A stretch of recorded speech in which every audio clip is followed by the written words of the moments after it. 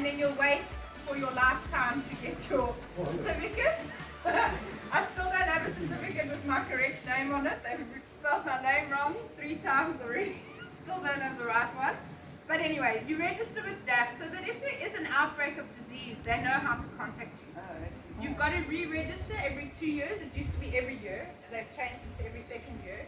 And the reason for that is because every year you put in your new, where you're operating. So that if, say for example, you end up with an outbreak of a disease, you have to inform them if they don't work. We have national associations, so KZNB Farmers Association. Contact your local farmers association and say, I think I've got a problem, please help me, come and help me identify it. And then they will let you know, and there's certain steps that need to be taken. Okay. Right. Up to now, any questions? I encourage all of you to become part of your KZNB Farmers Association. They do lovely open days where you can learn new skills, new things, and that's free of charge if you're a member. And they also, they're doing so much for the industry. They're trying to help combat this adulterated honey, also trying to get governments on... Yeah, think of messing around, adultery. They mess around with the honey. They don't leave it pure and beautiful. They add sugars, they add water. Can I just ask one time, is it when they add sugar to the actual honey, or when they feed the bees honey with sugar? So feeding the bees honey is what spreads disease. That's why there's a no-no to that. But adulterated honey is both. If they're feeding sugar water and producing honey that's mainly made of sugar water, that's adulterated honey. But then also adding sugar water to the honey is also adulterated honey. Okay. So then what this lid with the feeder on it, what would be acceptable? Okay, so if you have this super on, as soon as your hive is strong enough to get a super, you shouldn't be feeding bees. But there are certain times of the year when you perhaps don't have enough food for your bees. So your forage. Look around you now. How many flowers do you see? Very few. Very few. So in certain areas, at certain times of the year, you do have to supplement feed your bees or move them to a place where they can get a natural thing. I always say to people, rather avoid these things. Plant things that your bees can use. Plant basil, plant Cape marigold, there's lots of different options. Plant herbs, any herbs. The bees love the flowers. Rocket is amazing. So what Christy does with a lot of the farmers that she manages hives on their properties and all that type of thing, especially up in Zululand area. What she does is she goes and does an assessment on their farm first. And okay, number one, what is the main crops that they are planting? And those crops obviously flowering during that time of the year. Then what do they have in the surrounding areas? And she does the whole assessment on the area, and she can go along and she actually plots it on a graph. Those months you've got good nectar, those months you've got good pollen, and then she'll show the farmer exactly where the gap is and say, okay, so she would advise to plant this because that will fill that gap. So that it becomes a sustainable thing and they can actually feed the bees all the way around the year without having to do it artificially. So it gets done naturally. At the same time, she can actually align it with their management objectives to the farm. Like a lot of the farmers will use butternut as a cover crop for mulching at the end of the day. And so she'll go along and kind of balance it and make sure that now, okay, you'll get a flow off the butternut, and that the farmer has exactly what they want to do in terms of their farm management. So even that's things an like important a lot thing. of macadamia farms, they plant cassarinas. So we say don't plant cassarinas, they're useless. They give nothing for the bees. What is it? Rather, it's those, looks like a pine. Windbreak. Yeah. So we recommend that they plant hilarias instead, but they've got to put them on drip irrigation, same as when they plant them, so that they grow as quickly as the max. And that provides food for the bees for up to 7 months of the year. Wow. Yeah, they're brilliant. Yeah. Yeah. So if you're feeding bees and they're needing a nectar supplement, you don't feed honey. You feed them a sugar water concentrate. So depending on what the bees are needing at the time, so let's say for example a court swarm, newly caught swarm, we normally say 1 to 1, sugar to water, and it's white sugar, not brown sugar, 1 to 1, so that it's a very thick syrupy consistency, because they need that sugar to be able to draw out comb to make wax. Why does getting them honey expensive? Honey, a lot of honeys that come in from overseas that are not, they are not, what do they call it? Irradiated. They bring diseases from other places. Do you have honey from your own hive? From your own hive, if you know for certain there's no disease, you could do that. But then I would say, instead of making a honey water, freeze those honey frames in your freezer. And when the bees need it, give them the whole honey frame. You see? So if you use from your own hive those honey frames. But some people don't have access to those things, so again, we've got to give other options. Okay, so there are sugar water supplements, 1 to 1, for drawing out comb. To sustain the bees for food supply, the bees produce wax from their bodies. They need something to produce that. It's like with you, if you want to lose weight, you eat a certain thing. You want to put on weight, if you're building muscle, you eat different types of food. It's the same with the bees. So the carbohydrate that they need to draw. What you're doing, and run and buy a lotto ticket, because by word you're gonna win for sure. Okay, I don't know many beekeepers who've seen 2 queens in a colony before. It's not something you see regularly. Why do you think that is? There we go. Only one ruler, even though she's not in charge.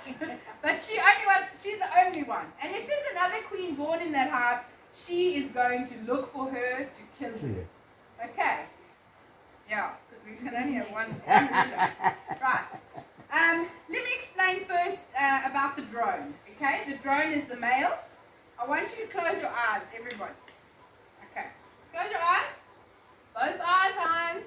I want you to imagine a big fat guy sitting on a big red couch. Okay? He's like a gangster. He's got big gold chains on, he's wearing a black shirt, and he's got massive sunglasses on his face. It's taking up almost his whole face. And he's got all the ladies are coming and they're feeding him and they're looking after him and they're brushing his very long hair. Alright, you got that image in your mind? Right, that is the drone. He's big, fat, and round. Okay? And he's got massive eyes that take up his whole face. And he's got gold and black bands, not yellow and black. Okay, open your eyes. Right, you got that image in your mind. So he's gold and black striped because he's got to impress the ladies. Okay? And he's very round.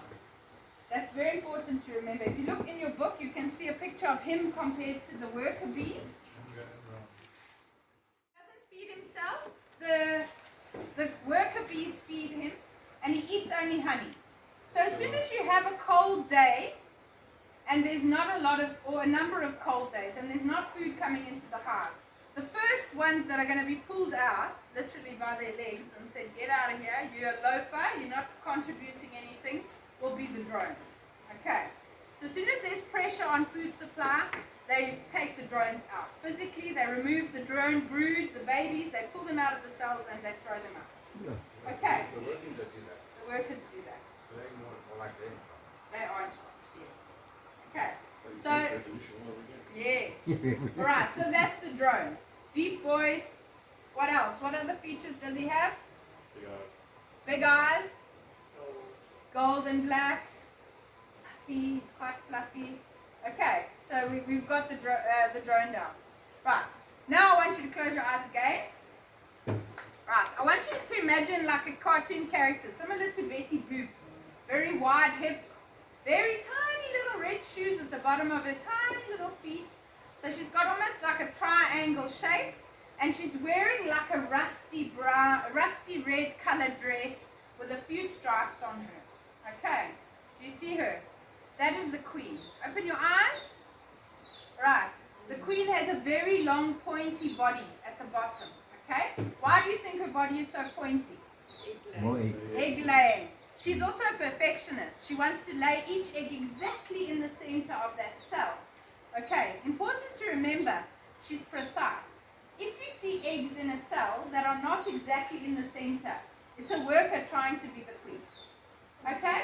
And usually she doesn't get it right. She also wants to be like the queen. She wants to be a perfectionist. So when she doesn't get it exactly in the center, she tries another one. And, no, not get in the center. One more try. So you end up having multiple cell eggs inside one cell. Okay. The worker bee has many different functions. It's not a different bee is born to do a different job. When you're first born, you have very little responsibility. But as you get older and older, if your parents are raising you right, you get certain tasks that you have to do in the home. Okay, make your bed, clean up, wash dishes. As you get a bit older, maybe you've got to drive your brother and sister to school or whatever it might be. Okay, the same with the worker bee. Somewhere. That's a swarm. That is like freebies, guys. Take your box, put it underneath that branch, and knock them in, and close the box. Ta-da! Is there a queen there? Yes, there's a queen there. Alright, let me explain how that all happens. So, when there's an abundance of food coming in and you maybe haven't intercepted and put a super on, what happens is they make queen cells.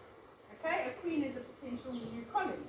So, they won't just make one usually, they make a number of them because the queen is quite fat, and so when she goes out, the fork-tailed drongo that's sitting there is like, oh, it's like a bonus bee, and so they get cuffed. Okay, so there's always a few of them. And so what happens is when the queen is about to hatch from her little, it looks like a little peanut that hangs on the outside of the frame. Okay? What happens is when she's about to arrive, when she's about to hatch, she makes a quacking sound. Quack, quack, quack, quack, quack, quack, quack, quack. And the whole hive goes quiet. Oh my gosh, did you hear that? Wait, let's listen. And then quack, quack, quack, quack, quack. And then they will all rush to go and help this queen to emerge. Okay? But now remember, there can only be one queen. So the other queen's like, what does that sound? I'm not worried. They've made a new queen. No, you can't replace me. I'm the queen. And so she goes looking for this other queen. Where is she? Where is she? And she's on a mission to find her. But now the workers are like, no, you didn't need anything. It's all fine. Come let me groom you. Keep you pretty. Okay, so they try to distract her and keep her away from the new cell that's hatching. As soon as the new queen hatches, they will groom her. She's so beautiful. The new queen is here. Everyone's whispering. Don't tell her. You guys keep the old queen busy, you know? Right. But like with anything with change, any of you have a granny? Do you have a granny? When last did your granny get a new phone? Why? They stick with what they know. Good.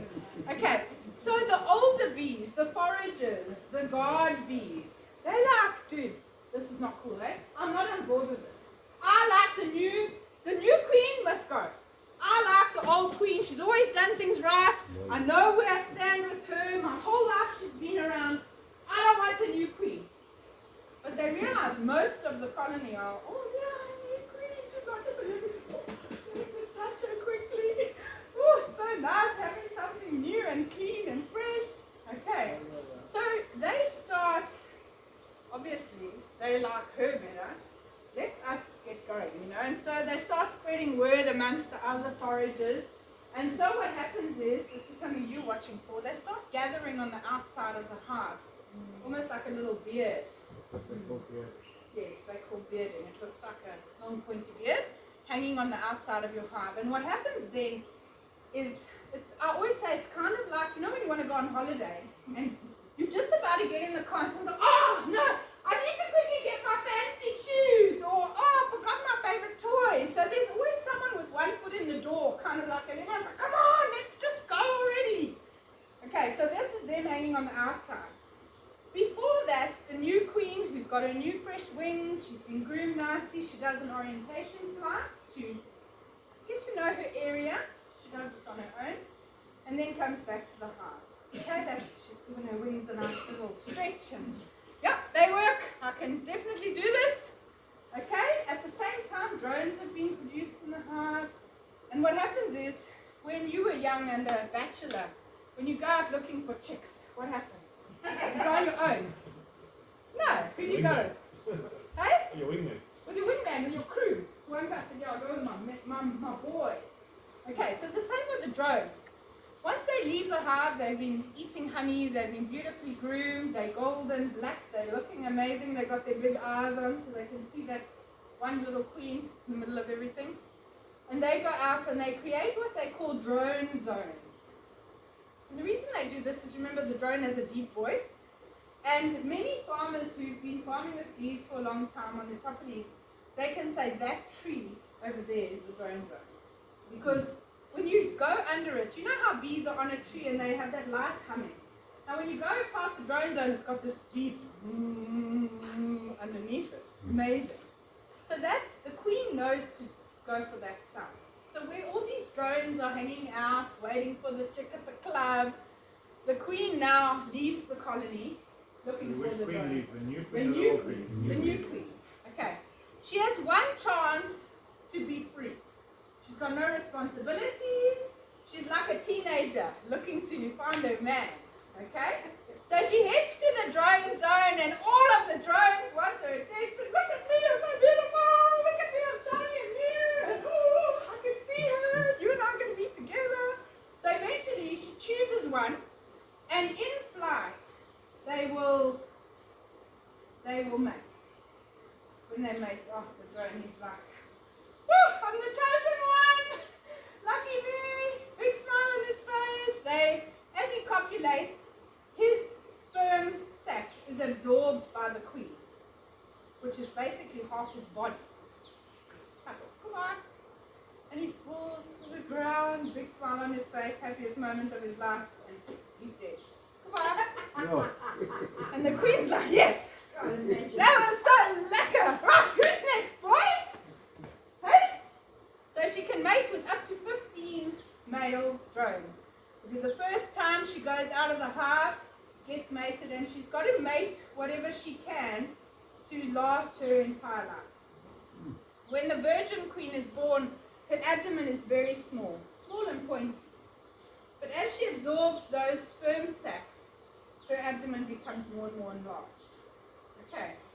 She comes back to the hive. By then, they've all told the old queen, you're out, hey? The new girl's in. And so when she comes back, she starts immediately laying. So and that- she will that lay same hive. So the that same hive. bees that are on the outside will only go on the outside when the new queen starts flying around. Yes. Okay. Okay.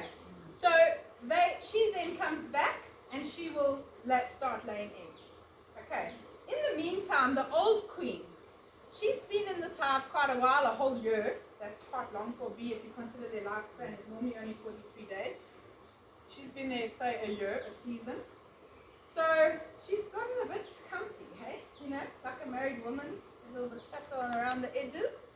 And so what happens is they're like, come on, chick, you got to fly now, hey? So they actually ride on her back inside the hive, and they reduce her diet. So she's not eating as much honey because she's got to get fit. Okay.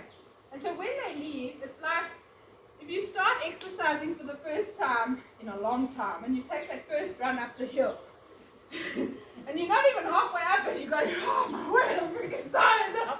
I'm so unfit. Okay, let's go again. Or if you go from No, 10 right? points to 10 No. points. I've seen her, so it's more like, You vomit. So that's what happens with the queen, is that when she first leaves the house, she's unfit. She can't fly long distance like the foragers are used to. So she flies as far as she can, and then she'll sit and rest. That's when all the bees protect her. That's the swarming that you're seeing, is the queen resting and them protecting her. From there, often if you watch, you'll see other little bees leaving and coming back. Those are scout bees. They go and look for a suitable place for them to live.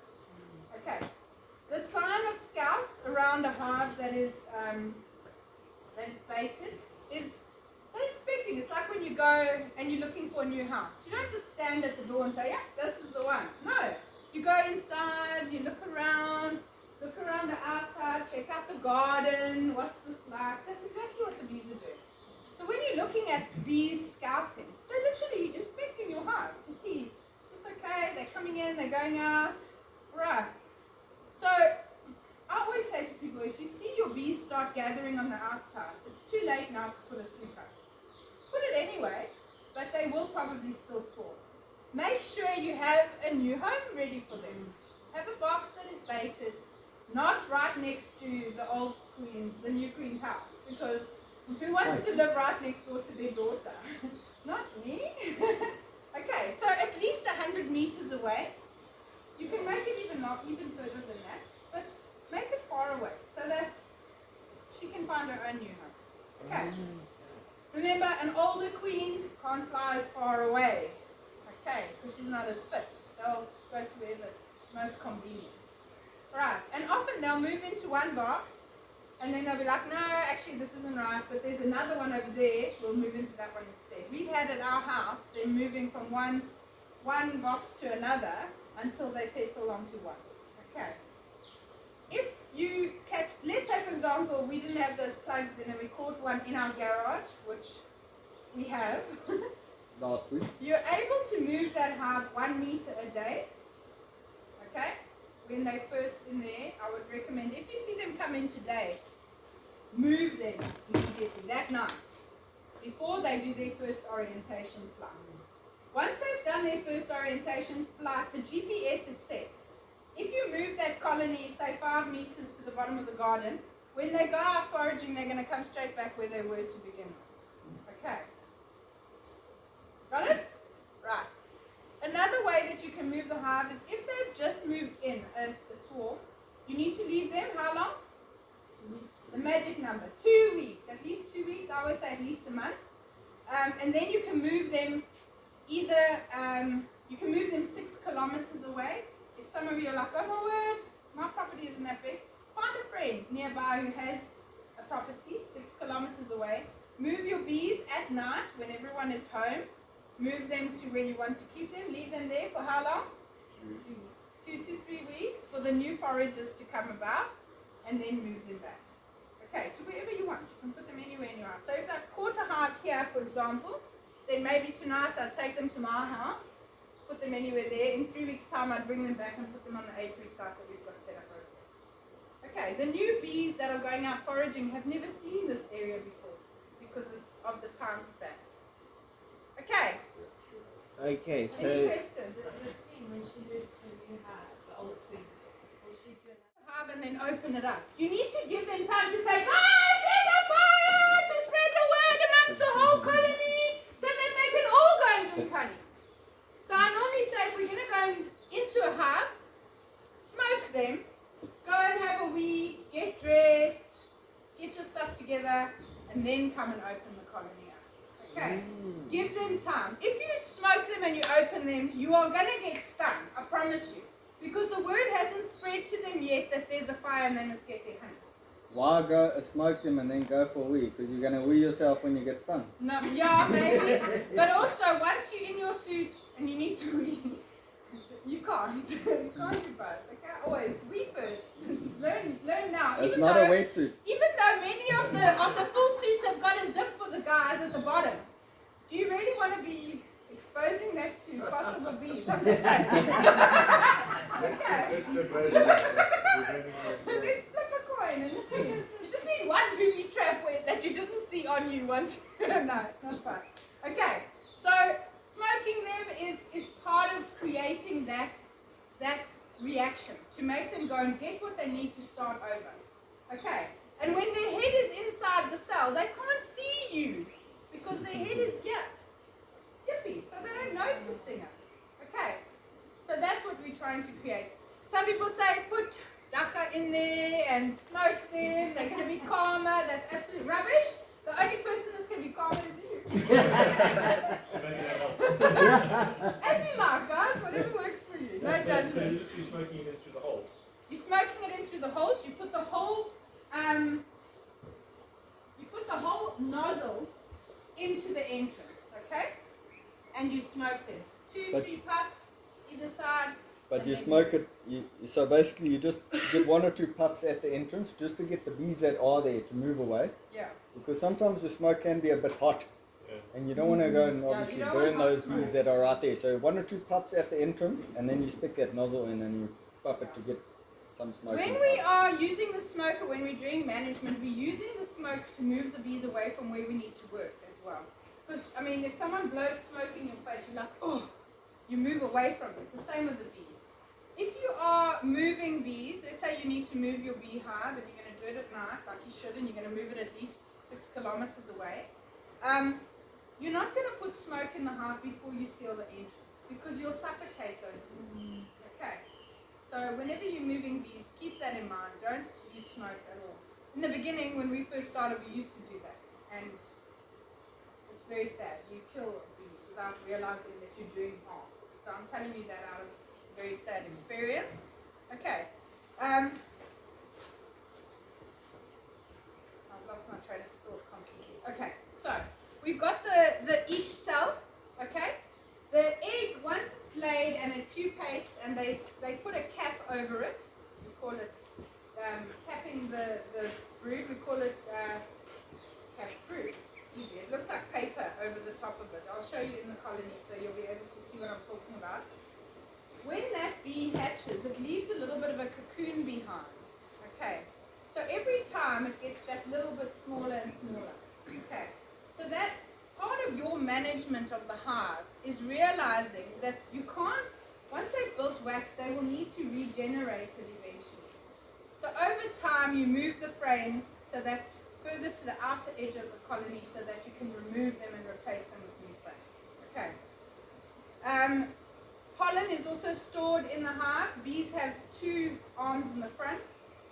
They use one to collect the pollen, and then they've got flat ones just behind, which they kind of make like little patties, and then they push the pollen into the cell. And if this is the top of the cell, and it's this way, if you cut through it like that, you can actually see the different layers of colors of pollen. The lady, Natasha Lyon, who did the honey tasting for us last week, which was amazing, she said something that has really stuck with me. She said honey it's a culmination of a specific time in nature, which cannot be recreated anywhere else. The fingerprint. It's like a fingerprint, because this year we've had this much more rain than last year. The soil is different. The flowers that are flowering are different at different times. Every single time that you pull a honey from your hive, even if it's in the same place and you pulled it at the same time, that honey will not be the same as it was last year. And it will never ever be the same again. And how amazing is that? So why is it that us as consumers are not prepared to pay top price for that amazing honey? I still think honey is so undervalued. Actually. These honeys here are all from my own hives.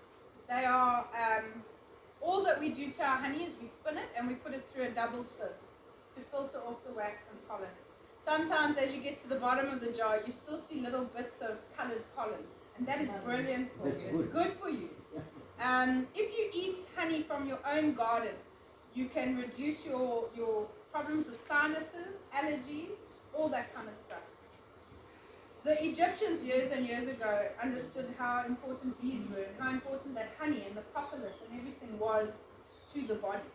And we need to be, as beekeepers, you should be pushing that and explaining that to everybody that you know, because they should start to realize the value of those things. Our youngest son, in fact, is living proof of that whole theory. He had big problems with the sinuses and everything. We went to the doctors and they just want him to pop pills the whole time. And when we started with the beekeeping, someone told us this theory. So it said, look, we've got nothing to lose by it. So gets it on his bread for school and all that type of thing. Today, no problem whatsoever in terms of sinus problems. From time to time, if there's a heavy dust storm or something like that, it might get bad. But I tell you what, no pollen sinuses at all. Okay. Little bit of info on, I think it's on page 6. Just at the bottom here. Yeah, page 6. This is in each colony at any time there's between 40 and 75,000 bees, worker bees. They take 18 to 20 days to hatch. They live for 6 to 7 weeks in summer and longer in winter. Because in winter they're not going out as much, there's not as many predators around, etc. The queen, only one per hive. She takes 14 to 15 days to hatch, and she lives around 5 to 8 years. She can lay over 2,000 eggs in a day. If she knows that there's enough food to sustain the babies she's making, she will lay 2,000 eggs a day. That is absolutely crazy. Right, and then the drone, like I said, we actively manage the drone numbers. to try and keep Varroa mite, which is a disease that, a parasite that enters the hive, we cut out drone brood and throw it away before it has an opportunity to hatch. Okay? There is a bit of controversy around that. In places like America and things like that, where they are trying to keep an insect alive there that shouldn't be there in the first place, they don't have honeybees there naturally. They have ones that they import from Italy and Russia and all over the place. So they are trying to keep alive something that shouldn't be there in the first place. For them, cutting out drone cells requires them to now have mated queens brought in, etc. We have enough wild colonies to produce the drones and the DNA variety that we need, so that we can still cut out drone brood and not worry about how it's going to affect our colonies. It might change in years to come, we don't know. But for now, that's the easiest way to keep that Varroa mite under control. Is cut out the drone brood. Cut out the drone brood. Okay. If we are able to cut out drone brood in any of these colonies, I will show you what it is that the actual disease. You find it almost every time you do it. Okay. Varroa mite is a little mite. It's like, some people don't know what a mite is, so it's almost like the size of a flea. And it actually attaches itself to the back of the head of the bee. And it burrows into the head and eats the brain of the bee. So if you can imagine, if someone burrowed something into your head, what would happen? You have a headache. So the bees basically become lethargic because their heads are aching. Okay? So they stop producing, they stop foraging, they can't do the jobs they need to do, and eventually the hive collapses. In America and places like that, they treat with lots of chemicals and antibiotics and all kinds of stuff. South Africa, we don't need to do that. We cut out the drone brood to minimize it. But our bees also have a special little hook on their wing. And they're a little bit bigger, and they groom each other a lot. So they can actually hook that little mite off their heads. And by grooming one another, they clean that mite off and kill it. Okay. Now and then you do find it on your queen. If you find it on your queen, I actually just take a little bit of honey and I just put a dot of honey on her. And as soon as I put that honey on, the other bees come to groom her and they will take that mite off. Okay, so use some natural things like that to work. Okay, that's why it's so important to understand how the bees actually interact with one another and how to see the signs of swarming and stuff like that. So not just to understand the function of it, but understand the signs that we see as beekeepers that indicate those things for us. Okay. Right, and then the drones take 23 to 24 days to hatch, and they live for about 2 to 3 weeks. If the workers So allow. numbers are just a handful of Yeah, it's a handful, exactly. Some colonies, the stronger they get, the more drones they make. I had one colony recently where a whole brood frame was just drones. So it depends on how much space there is in the colony and so on. An interesting thing that I've noticed is that when I do the removals that are in full sun have got like half the hive with drone. And the removals that I do like that, maybe in a tree trunk or something like that, almost no drone. So it's just interesting to see that the natural hives that have moved in somewhere, the more sun they get, the more. But also, the more sun, the more productive. The more productive, the more honey available to rear drones. Yeah. So it all linked together. It's all a balancing act. One thing that you will all realize as you get more and more into beekeeping, when I first started, I would phone a mentor and ask a question, and the first thing they'd say is, what's happening with the food? Everything in terms of how you manage this hive depends on what food is available for the bees. So you will very quickly realize that you will become a botanist. Okay, you'll get to know the plants in your areas. Just because something has a flower does not mean it has a value for the bees. Understand that now, because it's very, very important. If you are not good at identifying plants and things, we are very fortunate to live in the time that we do. There's a lovely app called Candide. You can download that on your phone. You can literally take a photo of any plant and identify what it is. Once you've done that, I would recommend that you get a book called Bee Plants of Southern Africa. You can download it. You just go online and look for Strelitzia, and you can download a PDF. I have it on my phone, but I'm not sure if I'm allowed to share it. So I'm always a bit like cautious of sharing it. But you can have it as quickly as having it on your phone, that you can identify a plant, find out what its bee value is. Okay, so certain plants, let's say for example, I'll give you an example of a banana plant. The flower has no value for the bees. However, it is very important source of sap for creating propolis in the hive. Okay. You see the bees on them. Yes, because they're collecting that sap. So every plant provides something different for the bees. Okay? So just because it doesn't have nectar or pollen doesn't mean now you go chop out all the banana plants in your garden, because they're still providing something for those bees. Alright, and that bee plant of Southern Africa helps you to see which those are. Every plant gets a rating between 4 and 0, and 4 being the highest. So something like a blue gum creates a beautiful flow, because bees also need a balanced diet. They need pollen and they need nectar. Okay? Blue gum have a rating of 3 on pollen and a rating of 4 on nectar, obviously depending on the type of blue gum, which is why it creates such an amazing flow for us in terms of honey production, because And then they've you got cut the down pollen. blue gums. Cutting down blue gums. One of the biggest problems for beekeepers. But you see, yeah. The traditional blue gum. The traditional blue gums. It's Our another biggest, one. our biggest problem with, we don't have a problem with removing the blue gums, okay? But the blue gums in the forestry industry that they are using now are all hybrids. So they're planting the blue gums, but they're planting blue gums that don't flower, or they only flower every 4 years. And that is the problem. So even though you drive up the coast, you see blue gums, horned bedoned, you think, what are these oaks on about? There's lots of food for the bees, there's lots of blue gums. But many of those don't flower anymore. 30 different species of gum. I think there's even more than that. More than Because Wow. they're creating all these hybrids Genetically now. modified blue gums, the Yeah. ones that they actually modify. So now the avo tree is. it's a- Avo is brilliant for Okay, bees. because yeah, we've got 5 or 6 in here. Very good for bees. It produces a very a purple honey. Actually, it's beautiful. I've been Yeah. reading up about avo. Yeah. The male and the female swaps over every 48 hours. Yeah. It's fascinating. Amazing. I can tell you something interesting about Evo.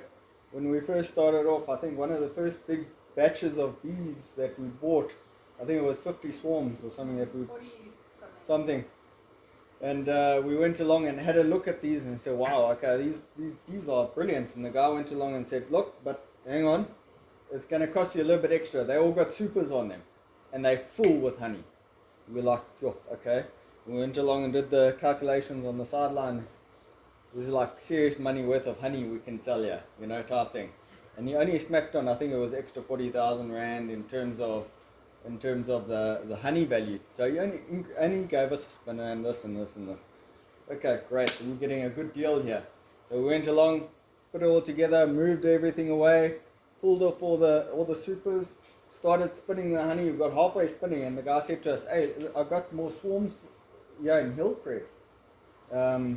You know, you want to come have a look at them?" We said, "Yes, if it's the same type of deal, we're there. You know, we'll go and have a look." But now we're halfway spinning all these supers now that we got from his last plantation, and we come have a look, and he shows us 1 or 2 there, and I noticed on his bar counter a whole bunch of these bottles of this honey. I said, "Oh, there's some of that ever honey of yours, you know?"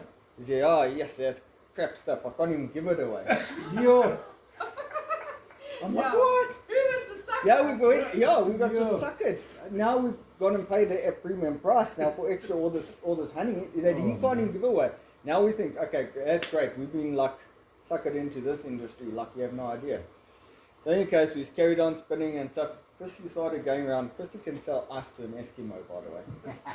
So she started going around and she went to health shops and all that, and she showed them all our different types of honey.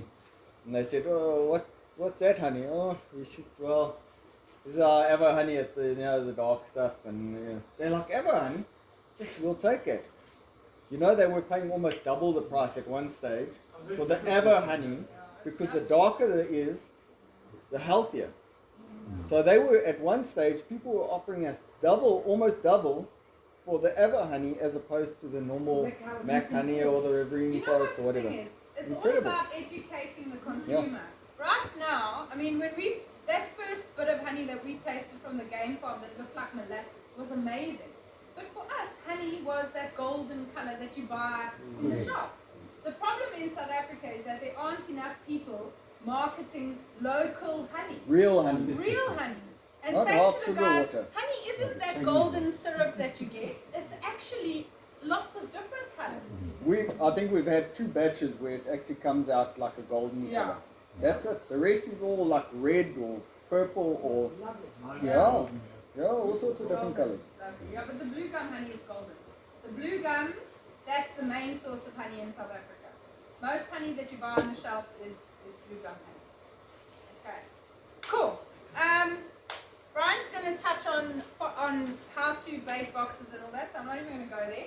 But let's quickly talk about hive inspection. I want you guys to imagine the colony is basically like an onion, okay? A round onion. In the center of the onion is the most important thing, which is what? The brood, the eggs, okay? So you've got eggs which hatch, develop into a worm, a larva, which looks like a half moon inside the cell, okay? And then once it reaches a certain level, it basically has the body of a bee, but it's completely white. There's no color, can't see. And then it gets a little special cap put on it. Okay, we call that cap brood. Once it has that cap on, that is the time that that bee develops the colors, its hair, its wings, and its eyesight. Okay, so those last few days. Okay, so that's the brood. Right next to the brood is where we store the food to feed the brood. You don't want to walk, I mean, when you're in the kitchen, you don't put your fridge like in the lounge. You put your fridge in right where you're going to cook, okay? Okay, so we have the food for the bees. What is the main food for the bees? Nectar. No, the bee bread. What's the bee bread? Pollen. Okay, so we put the pollen next, the next layer. Then we put the more fancy food, which is the nectar. And once the nectar is cooked or prepared and it's got a cap on it, is the honey.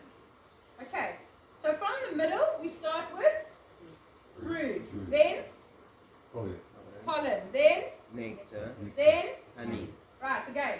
Middle is brood, then Pollen. then Nectar. then Honey. louder, and then Brood. brood, Pollen. pollen, nectar, Nectar. honey. You have to remember that, okay? Brood, pollen, nectar. When we move inside this hive, whatever we're doing, we put it back how we found it. I had a friend once, she said every time my mother-in-law came to visit, she'd move the furniture around in the lounge. Do you think she liked that? Not a chance in hell.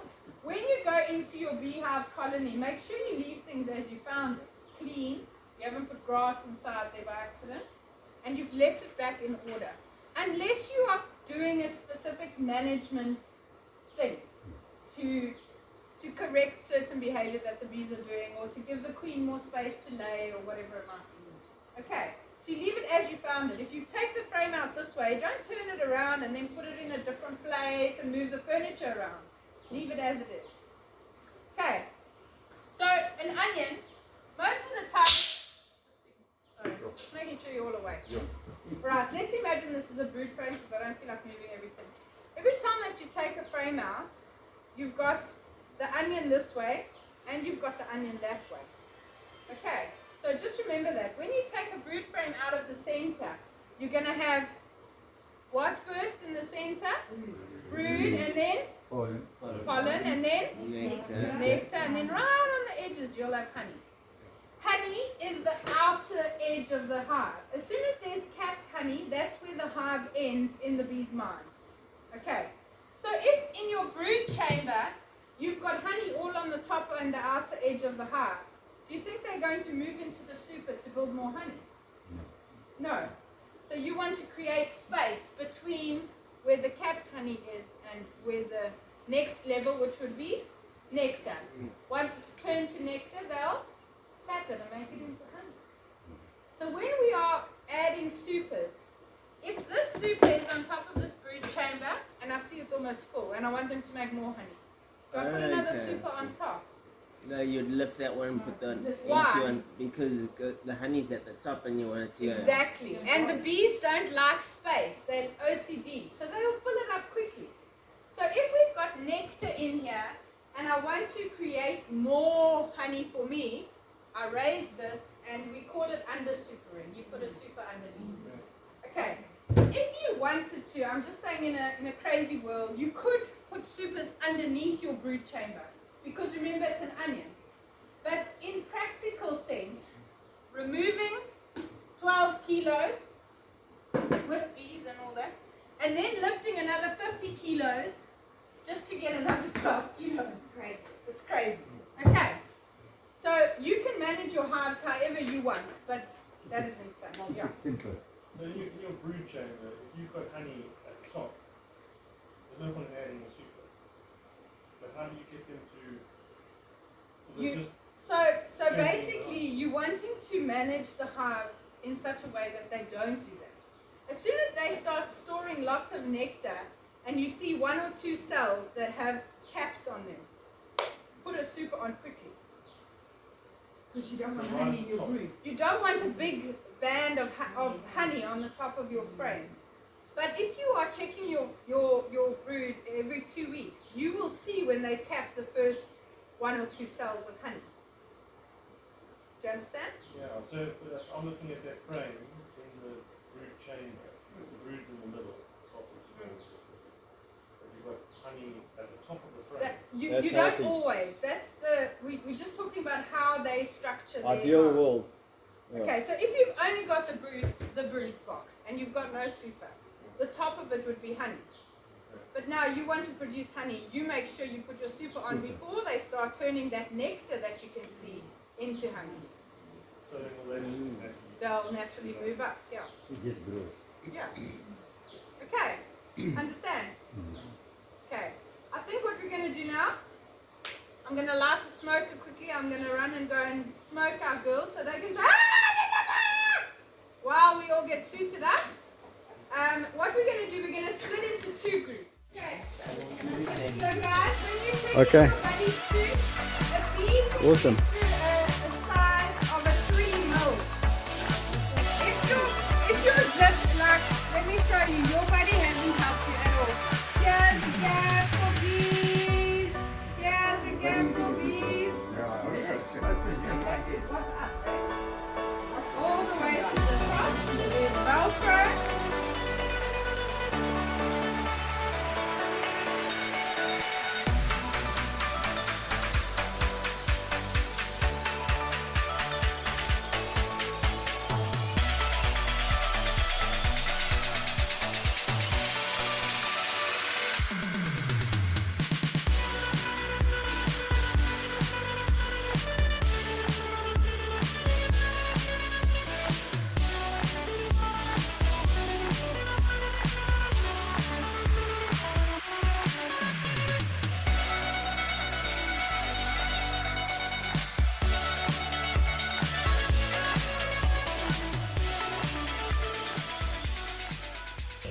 Because she doesn't recognize the pheromones of the scutellata bee as the queen.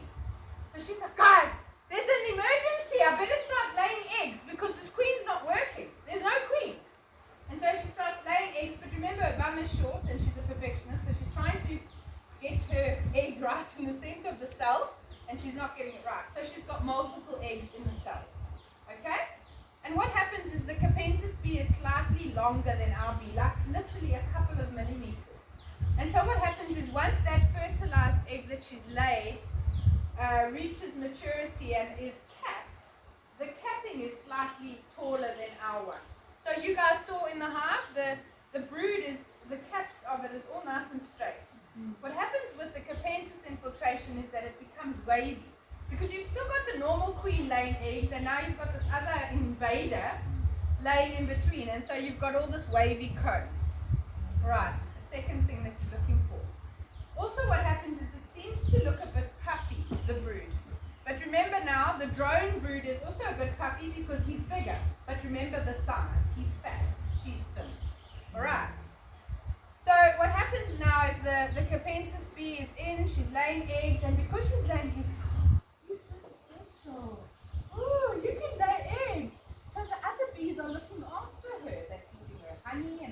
jelly, and they're grooming her, and every time she walks past, it's like someone famous. Everyone wants to touch her and feel her and be around her. And so the behavior is very similar of the worker bees towards her as it is to the queen. Okay, but remember there can only be one queen, because imagine if everyone has to look after all the queens, and there's many queens. When you open a hive with a Capensis bee, one of the indicators is on the lid. As soon as you open it up, they all put their bums out. That's as far as it goes. Put their bums up. They're like, dude, what are you doing here? Because they from the Cape.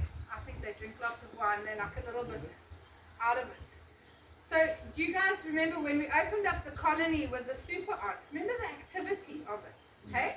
You could see they were all busy. They're working, they're doing their thing. Some of you even step back a little bit. When you open a big colony like that has a Capensis infiltration, when you open it, there's like, they're all just chilling, having a lucky time, whatever.